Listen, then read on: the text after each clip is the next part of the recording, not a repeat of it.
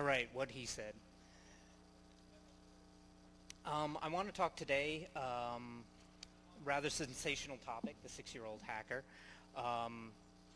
We're obviously not talking about first graders doing penetration testing or anything like that. This is my 6-year-old hacker. There will be no first names, because everyone you'll see in my presentation, and if there are comments in the code that's on the CD, all those names have been changed to protect the innocent. What we are talking about is the way we educate, or the way we're using computer technology in elementary schools nowadays, and some of the shortcomings that I've come up against with that.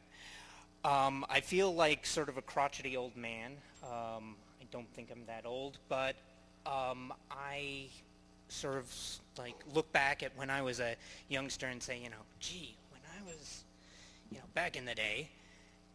Anyways, the way this whole thing started was one day after school, I was asking my daughter, so honey, what did you do today in school? And she went through the normal list of things, and then she said, and then we worked on the computers. And I was sort of surprised, being the small school that it was. I didn't even at that point realize that they had a computer lab. I said, oh, really, what did you do? I said, well, we did Mavis Beacon. And I was like, okay, yeah, that's cool. You should be learning how to type. Then she said, and then we played Math Blaster. I said, oh, God. No. So I very politely introduced myself to the person that was doing computer classes in the afternoon and offered my assistance to sort of bring the computer lab into some sort of consistent state of repair, and then started insinuating myself into his lesson plan, and after about 3 months asked him, so what would you think if I took on some of the third graders and did some programming with them? And he sort of scratched his head and said, well, I don't know, do you think that's possible? Really, the thing that I see a lot, I work as a network and computer consultant, and a few of my clients are school systems, is I see a lot of underutilization of technology in the schools. I see a lot of computer labs that are used for all sorts of very interesting purposes that I'm not really sure are central to the educational experiences of the children. There's a lot of what they call computer-based instruction in the schools that really has nothing specifically to do with computers. That's fine. A computer is a tool. There's nothing specific about a car that that necessitates you using it to get to work. Some people commute by bicycle, some people have a subway, whatever. Your car is a tool, okay? If you use a computer as a tool to educate kids, so be it. It doesn't have to be about the computer. But what I do see is I see a lot of computers in schools that are there just because somebody was able to get a grant to put them there. And this kind of disturbs me because no one is putting any real thought into what the computers are used for and the power that they could be applied to in the curriculum. Okay. I do see a lot of good use of computers in the school systems. Given that we're all going to be growing up with these things, keyboarding skills are great. This interweb thingy is wonderful. I see a lot of bad orientation towards the internet and research on the internet, but done right, it's a wonderful thing. And it's a wonderful thing when a 7-year-old or an 8-year-old does a report for class and realizes that they can go back and change it without rewriting a whole page of handwritten text. I can't tell you how many times I, hear, do I really have to retype all of that? there's also an awful lot of really horrible stuff that computers are getting used for in the schools. I see a lot of edutainment and drill and kill software, Math Blaster, things like this, that I don't see what the purpose of this software is beyond operating as an educational surrogate, replacing valuable time that the teacher could be spending with the students. I see an awful lot of really ugly use of computers in the schools. In one of the 2 states that I work in, I shall remain nameless for the time being. Some of the educational standards in middle and high school actually specify proficiency in Microsoft Office applications. They don't say that you should be able to create a presentation for the purposes of influencing or informing others. It says you need to be able to make a PowerPoint presentation, and it specifies PowerPoint. I see a lot of bad research done, especially at the junior high and high school levels. A lot of plagiarism and very little education as to, what is proper citation and stuff like that. And I also see some really weak keyboarding training, but that's neither here nor there. Also, the environment in which the computers are used is less than ideal. We have these computer labs. Everything in the labs is locked down, and the students are encouraged not to change anything on their computers. From an instructional point of view and from the limited knowledges of many of the people that are in charge of running these labs and these experiences, this is appropriate, because should the students get into something inappropriate or should they change something, they don't know how to deal with it. Also, I see a lot of computer use in after-school programs. I'm just going to gloss through this. Many of the same objections apply. Okay. Sorry. So I was considering, I was thinking back to my childhood or to my teen years and thinking, what was it about the early computers that really fascinated me? My first S100 bus computer, and then later my first TI-44 and my Trash 80, the Wang that we had at the high school. And I really got jazzed on the idea of taking this computer that when you powered it on did nothing. It provided you with a prompt, and that was it. And I thought to myself, well, what is it that the kids now are missing that we might be able to provide for them? And I was thinking back again, and I thought, a lot of what I learned on the computers was self-taught, and a lot of it had to do with, okay, the computer doesn't do what I want it to do, I'll make it do it. So I decided that what we were going to do is teach programming. And I started with 3rd graders. Last year, I expanded that to 2nd graders, and this coming year, I'll be working with first graders. And the purpose behind this is, I think that this provides the ability for kids to really explore the environment that they're in, something that they're given very little opportunity to do in most educational systems. I'm lucky in that my children go to a Montessori school, and this is integral to the curriculum, and was very lacking in their dealings with computers. So I was trying to bring this into the general philosophy of what was going on in the rest of the school. So when I was challenged immediately by the directors of the school that it was ridiculous to try to teach computer programming to 3rd graders, I said, no, really, I do think I can do it. In fact, it's been being done since the 1960s. So I've started these computer classes, take 6 to 11-year-olds, and I try to teach them that when you turn on the computer, it's not just for running prepackaged applications. It's not just for gaming. It's not just for exploring the web.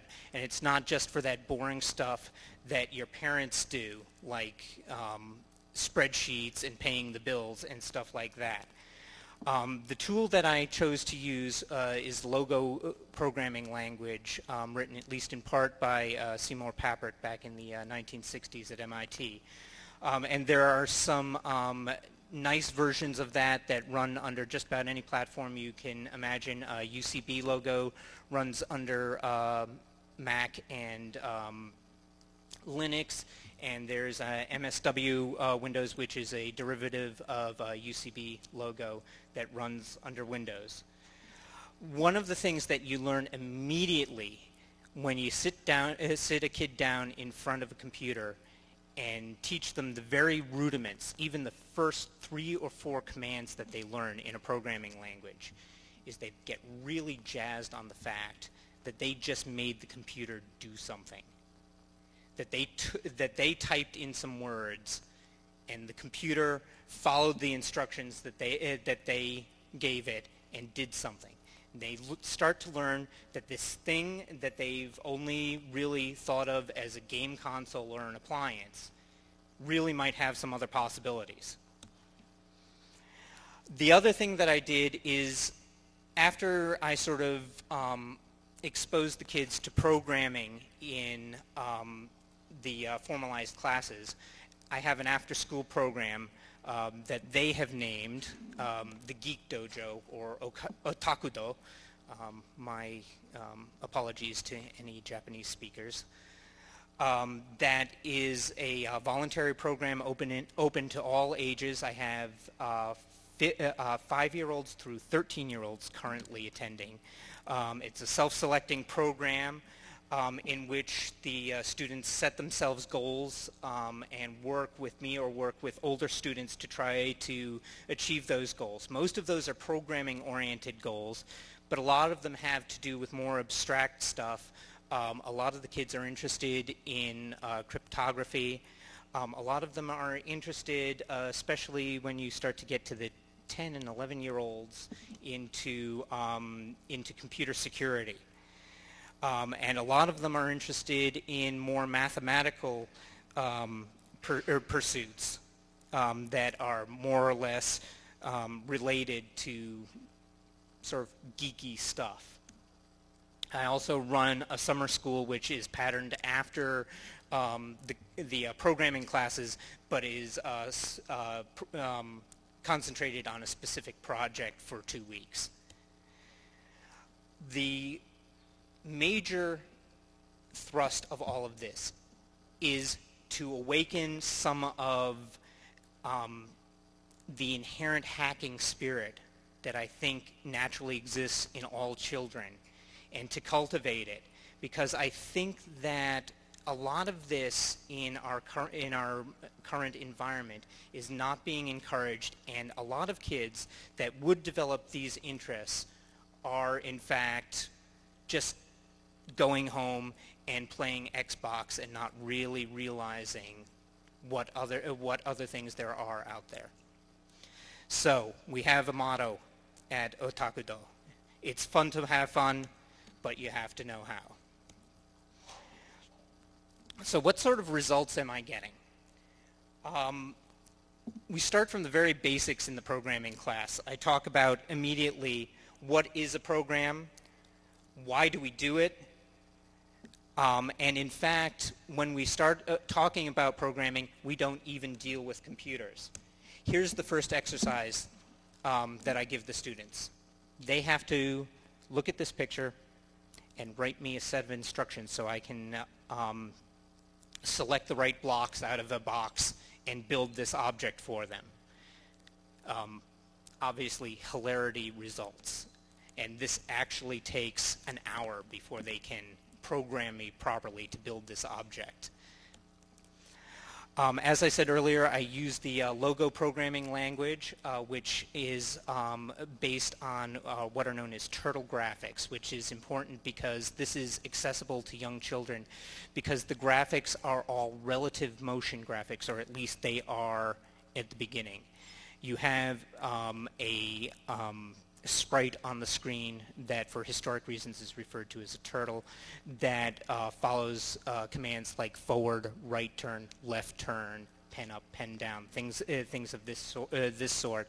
And most 6-year-olds and the majority of 5-year-olds can write you a program, write you a simple program to draw you a square within the first 60-minute class, given a collection of 40 commands.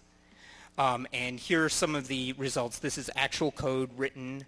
None of the code up here is written by anyone older than 7 years old. I have to admit I did some indenting for clarity on 2 of the programs. The person on the left, again, who shall remain nameless, is the namesake of the talk. She is my 6-year-old hacker. She is an amazing cryptographer. She is doing, she is now 7 and doing and cracking double replacement ciphers on the basis of frequency patterns and things like that. On the right, you see some of my older students who are actually in this photograph constructing the web proxy that their school uses, of course, with some guidance. Other projects that they've done is they've programmed their own games. Worked with the Lego Mindstorms, and one of my particularly math-oriented kids really became fascinated with geodesics and geodesic periodicities. I try to integrate this with their other classwork. They did a semester on crystals in the upper grades, the 4th and 5th grades, and they worked on programs to create octahedral crystals. We didn't get to the tetrahedral crystals, unfortunately. Even within the last class, I'm afraid I don't have anaglyph glasses, but they even did 3-dimensional crystals for us. If anyone's interested, this is sort of the progression of the skills that I've found empirically that various students are able to grasp at various ages. Some of these are ranges. Yellow sort of denotes when I can expect the most gifted students to pick up a concept, and green when I can expect an entire population of students. I want to just show you some quick examples of some code that some of my kids have written. Oops, daisy. This was actually written by a 5-year-old class after about 3 days of work in a summer class. Okay, you're not working. Let's do this a quick reboot here.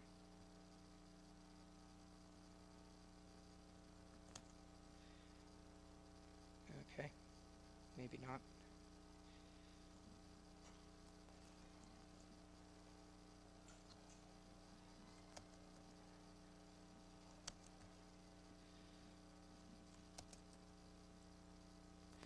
Okay, I'm going to just go on to some of the more advanced examples here.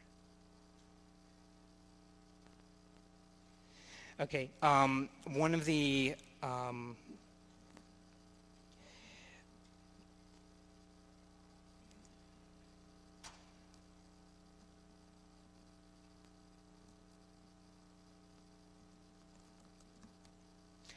Okay, one of the challenges that I put to one of my programming classes, this was a group of fourth graders, was to get their turtle, which is this triangular sprite down here in the corner, to navigate a maze, a simple maze.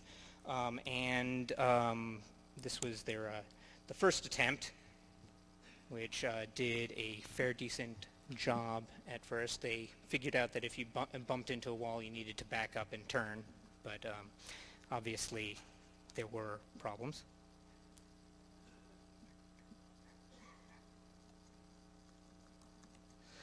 The second attempt, they figured, okay, well, if I always turn the same amount, then perhaps that's going to get me stuck. So this time I'll try a random turn. And believe it or not, if you wait long enough, it's rather unsatisfying. But yes, in fact, your turtle will navigate to the end of the maze.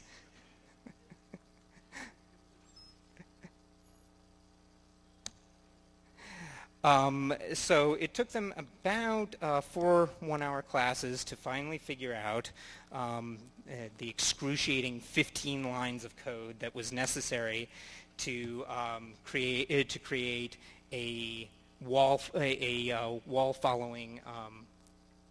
Whoops, I got the wrong one. Let's just halt that.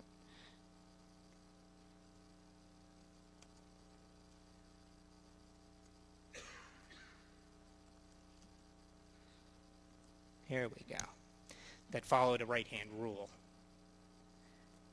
Now, there's a false start, but as you can see, it finally does set off in the right direction. And as you can, I'll just let that go. And as you can see, it will reach its destination, being the end. There you go.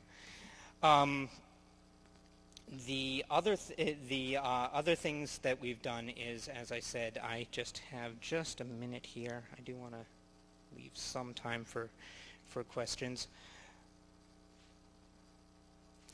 No, in fact, I don't have time to do that one. But they have done some simple side scroller, sort of like old school 8-bit side scroller games using Logo, which was very impressive. A group of 4 students. One of the interesting things, I was listening to talk 2 speakers ago about women in hacking, is that actually at this age that I'm working with children, especially at the younger grade levels, 3rd and 4th grade, there is a real curiosity, a real thirst on the part of the girls to get involved in this stuff, to manipulate the computers, to have the power to do this stuff over the computers. There are some differences in the projects I see them choose. Boys love the shoot-'em-up games, love to program games, while girls love to do sort of interactive story-based games, to program interactive story-based games or movies, or to do things mathematically based challenges such as cryptanalysis and stuff like that. But what I really want to give you as the takeaway message here is that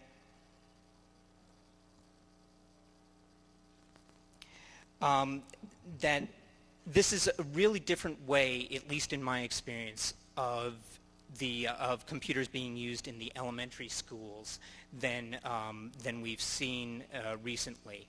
There's been a real dumbing down of the computer lab from when I went to school, and this gets back to the idea that the computer is a tool not only to advance your education and to get further information off the internet, but is a tool for exploration in itself. The kids really become very motivated and very self-driven in these projects that they come up with. And most of the projects are ones that they choose for themselves. They even, as they get older, really get into things like hardware maintenance and taking responsibility for the computer environment at the school.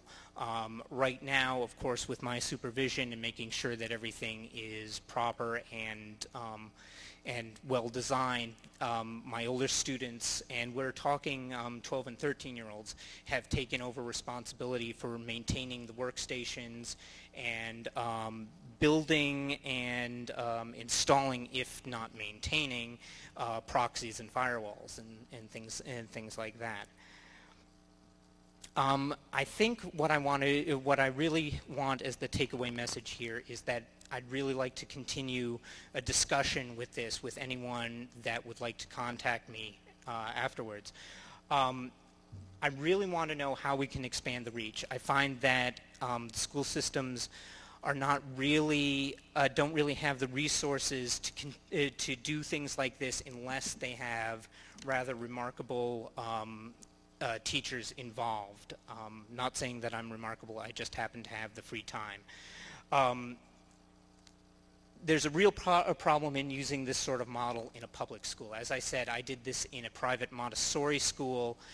In the public schools, at least in Illinois and Missouri, there is such a demand to teach to the test, even at the elementary and middle school levels, that there is an enormous reticence to add anything extra to the curriculum. And that brings up the question, well, do you write a curriculum or do you not? I think possibly one of the venues of this might be taking it outside of the schools, but I do like the immediacy of having it within the educational environment of the school. Also, I'm beginning to explore the possibilities of this sort of approach with some learning disabled children that we have at the Montessori school. That simply have been brought into the program later as their abilities have seen fit, but I actually think there's a real possibility of working with them earlier. And again, working possibly with even younger hackers. Of course, there's the question of spelling and typing. So.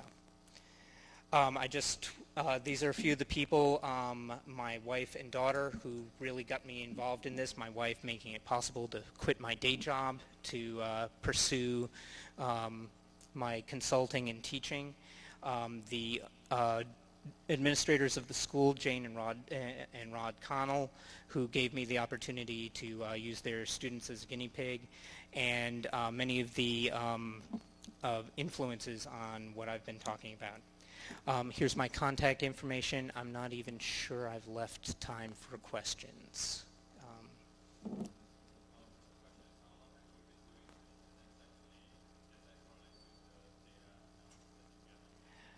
The question was, how long have I been doing this, and does it correlate to the data analysis? I have been doing this for 2.5 school years. I started in January.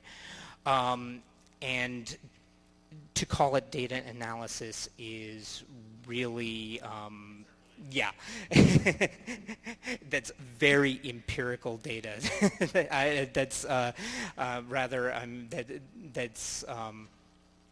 That's very qualitative data. I have been keeping records which could be analyzed in more depth, but those are really impressionistic data that I was showing there.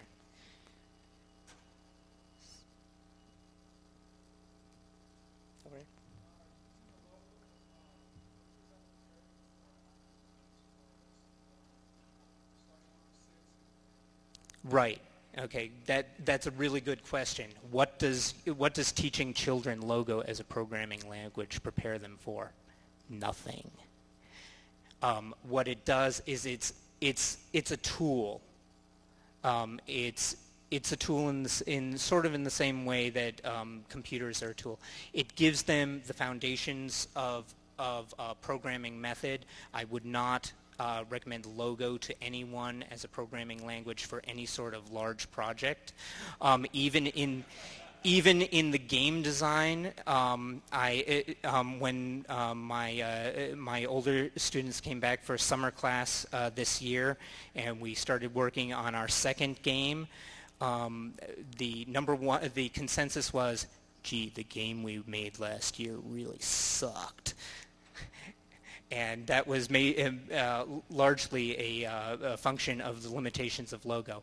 I will say, however, that it teaches them the fundamentals of programming structures, things like that. I have kids writing binary search trees in Logo, things like that. And I have my older kids working in Java now. So I think I'm getting kicked out here. Okay. Okay. Any more questions? Oh, I'm sorry. Go ahead.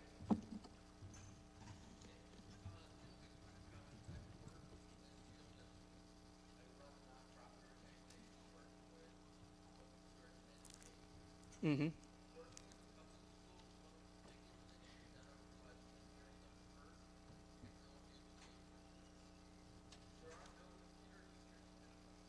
That's correct.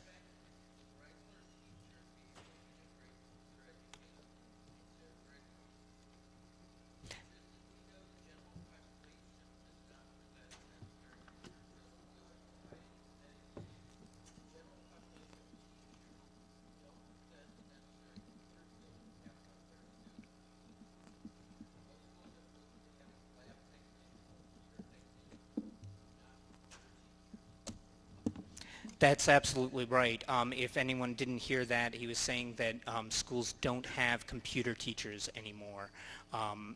They usually have a technology coordinator, which is the fancy word that most schools use for it, who is half technician and half administrator. And this is what I'm trying to get back to. And in the public schools, there's just no. If anyone has any idea how to convince public educators that teaching computers as computers is still of value. Yeah, I'm afraid so. Okay. Thank you.